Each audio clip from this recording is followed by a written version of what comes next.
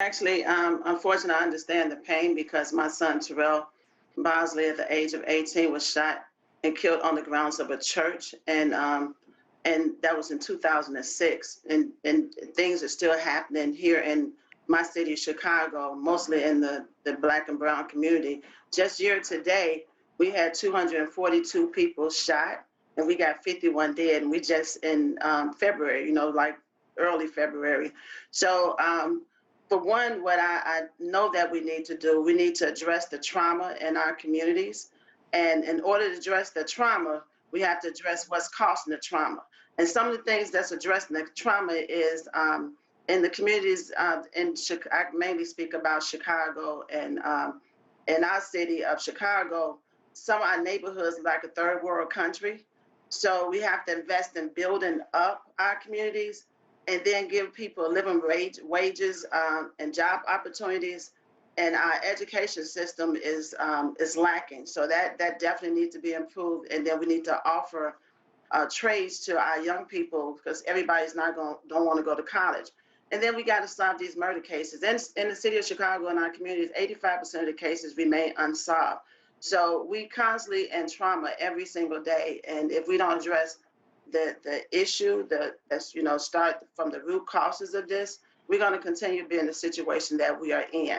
So what we need to do is have the president, the president of the United States, or what have you, call it a health crisis. Just like they got a cure for COVID, we need to get a cure, a national cure for gun violence because it's taken too many lives. We just had a 4-year-old mom who we was with just the other day. Her son was killed while he was getting his hair done. So it's happening every single day, but we don't address the root causes of this and address trauma in our communities, it's going to continue to happen.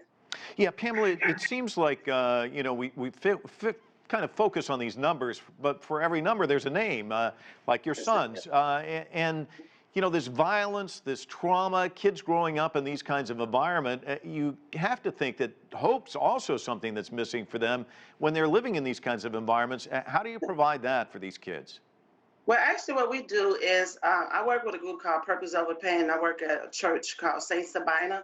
What we do is we try to bring youth together to let them know that they can make it. We offer them job opportunities.